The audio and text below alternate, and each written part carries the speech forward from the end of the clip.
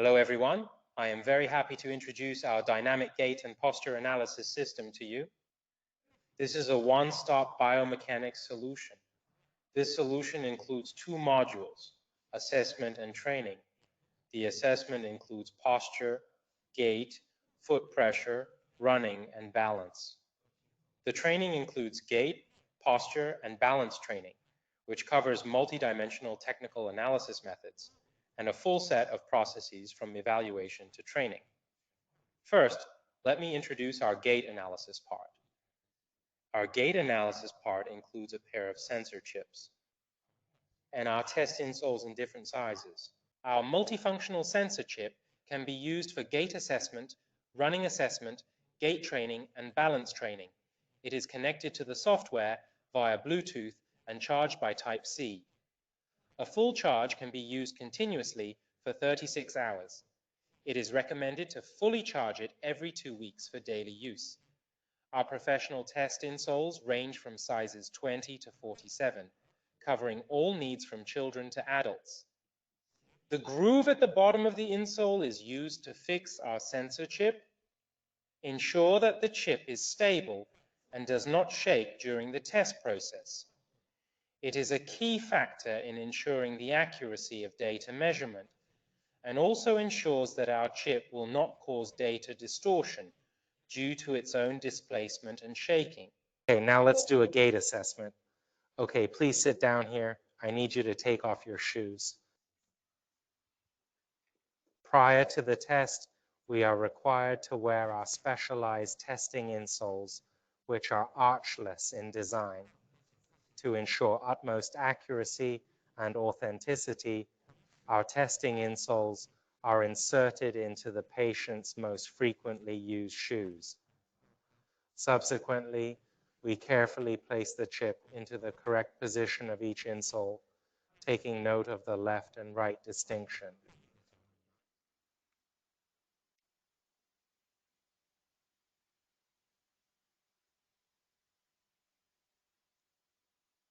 After fixing the chip, we put it in the patient's shoes.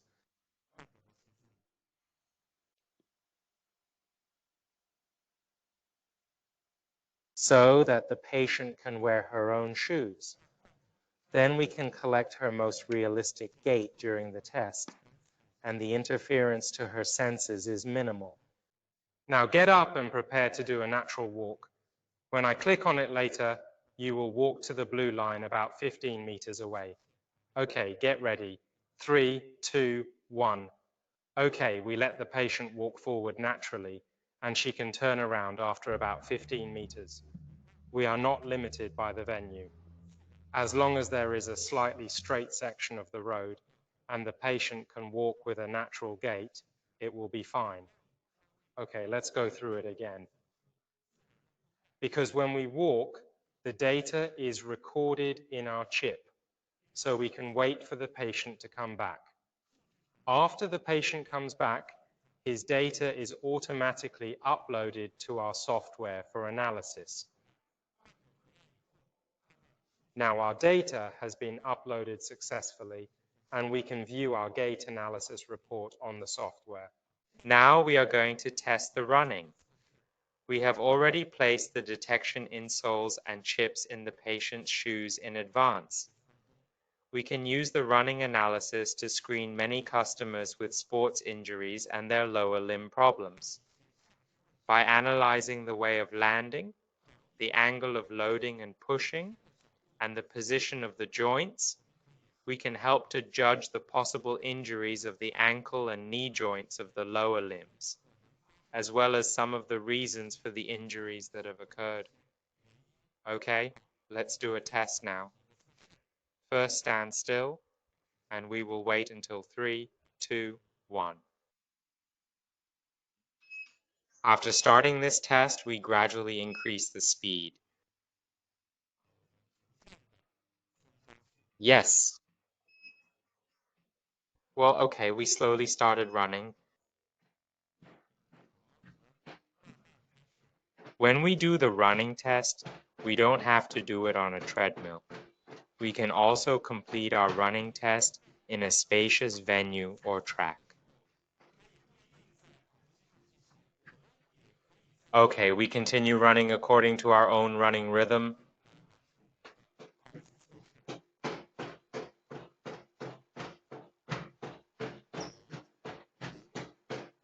Okay. The report has been output and we can view it on the software. All right, let's move on to balance training. During this training, we will utilize the same sensor chip we previously used to measure gait. To begin, we will take out an upper limb strap. With the smooth side facing inward, secure the strap to the patient's upper limb. Okay, now please adjust this position to just in front of the sternum, then put the light of the chip facing outwards and insert the chip into our chip pocket.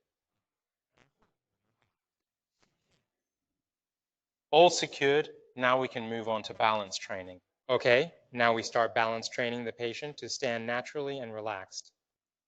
We adjust the position of our body's center of gravity so that it aligns with the colored circles we are sensing. In doing so, we are able to maintain balance and control as we move our body and interact with the screen indications. Yes, very good.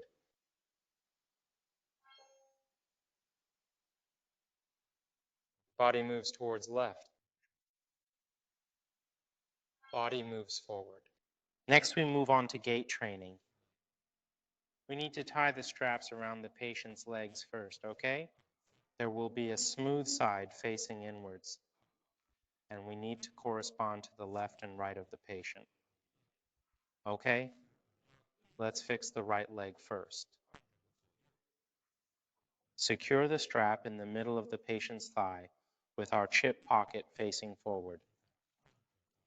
Okay, then point the blue chip light outwards. Insert into chip pocket. Okay, next, using the same method, we will fix the left strap in the middle of the thigh. Pay attention to make sure the strap is tied as tight as possible to prevent it from falling off when we do gait training.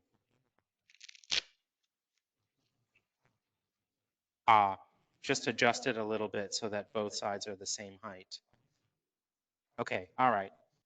Next, we will conduct gait training. Okay, we enter gait training.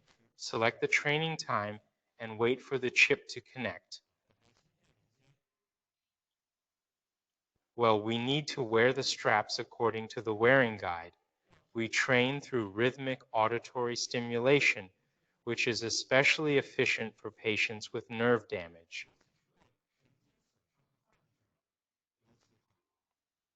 Okay, next we will have a patient gait test. Okay, you walk naturally here.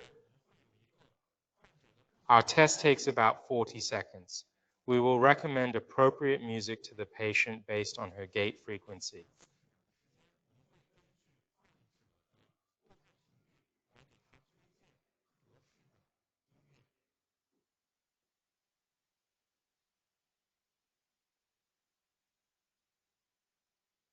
Okay, continue.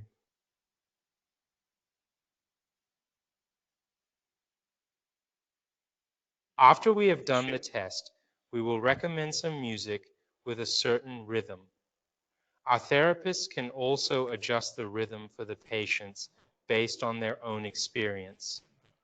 We are now matching the patients with a music with a slightly faster rhythm. Okay, let's listen to the rhythm and try to follow it. Okay, let's start. Let's start walking slowly. Okay, let's step on the rhythm of 1, 2 with our left and right feet respectively. Okay, just listen and walk at the same time. Right.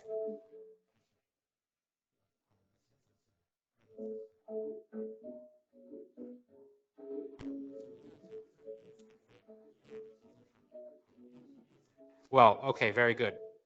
In addition to rhythmic auditory stimulation gait training, we can also use straps and chips to train joint angles. Okay, let's do a hip flexion and extension training first. When the patient moves, our therapist can observe the screen to see if the patient can achieve the established training goals. For example, If we want the patient to reach a level of more than 50 degrees, the patient can also look at the screen to correct whether his hip flexion has reached more than 50 degrees. Very good. That's a great demonstration. Apart from the basic angle training, we can incorporate more exercises that focus on transferring the center of gravity. To give an example, we can instruct post-stroke patients to shift their weight to the affected side and then balance themselves using the healthy side. Next, we can prepare them for the gait swing of the healthy side leg and encourage them to move forward and backward, which will help enhance their ability to transfer the center of gravity and switch legs. Additionally, we can monitor their joint angles on a screen to ensure proper joint angles.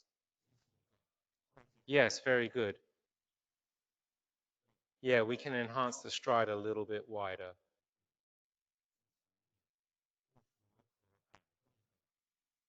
Okay. When we are doing the weight transfer training, we can also play a rhythmic auditory stimulation. But at this time, we should choose a slightly slower rhythm so that the patient can keep up. Okay, let's repeat the previous action.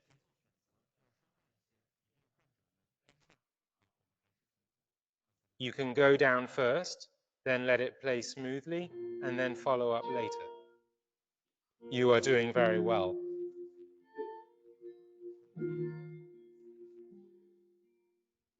Please speed up a little bit. Yes, very good.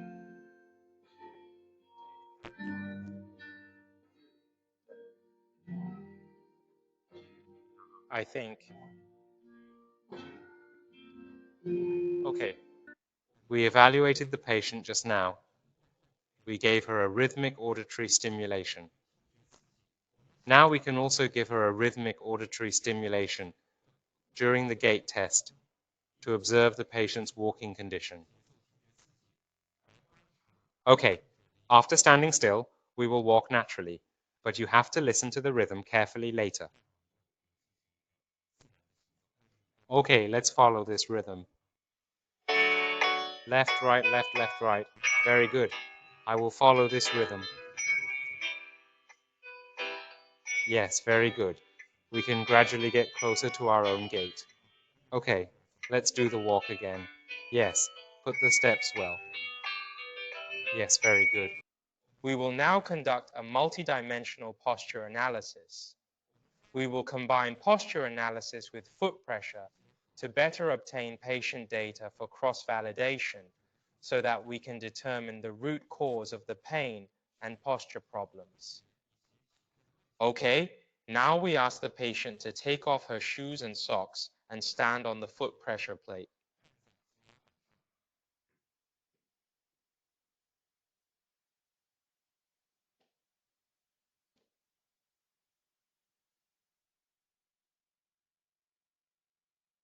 Okay, now please stand on the plate. After we stand on it, we don't need to deliberately put our feet inside the picture of feet. We just need to put your feet inside the square and stand naturally. Do your most comfortable standing posture. Good. When the patient stands still, we first collect static plantar pressure. Our plantar pressure plate is connected to the personal computer via USB, and our analysis software is installed on the computer. Okay, let's first do a static plantar pressure analysis. The patient's plantar pressure distribution will be displayed on the screen. We ask the patient to stand in a relaxed and natural position.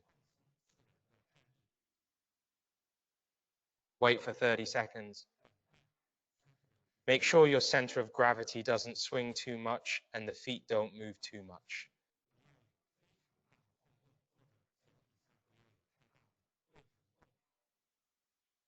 Good. Static test is completed. Next, we will do a balance test. Balance testing requires the patient to complete the test with their eyes open and closed. Okay, now that we arrive at our operation interface, let's start by opening our eyes, relaxing and standing naturally as before.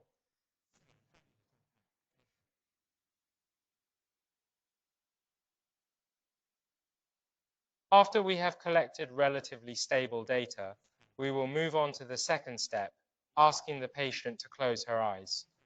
Okay, now please close your eyes and stand relaxedly.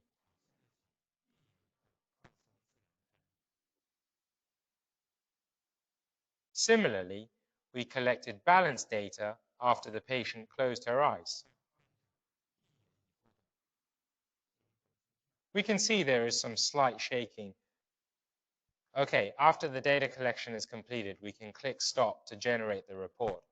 Once we finish the static test and balance test, the patient could stay on the plate without any movements. We will proceed with posture testing. This allows us to gather a comprehensive understanding of the patient's body biomechanics. When our patients are doing posture tests, they should first try to wear tight clothes to show the contours of the body. At the same time, women should fold their hair and show the earlobes, so that our test data will be more accurate. Good. First, we let the patient face us. Okay. After it is aligned correctly, we will place the patient's outline within the human body contour line of our software. When the contour line turns blue, we press the photo button. Okay, then let the patient rotate 90 degrees to the left. Yes, after we put the body into the outline, click to shoot, and finally let the patient face away from us. Follow the same steps and click to complete the photo shooting. The report has been generated and we can view it on the software. Now we are going to do a dynamic test of the foot pressure. Okay, when we walk over naturally, one of our steps will be on the pressure plate, and then we will walk back and forth twice. Okay, let's start. Okay, return. Well, let's do it again.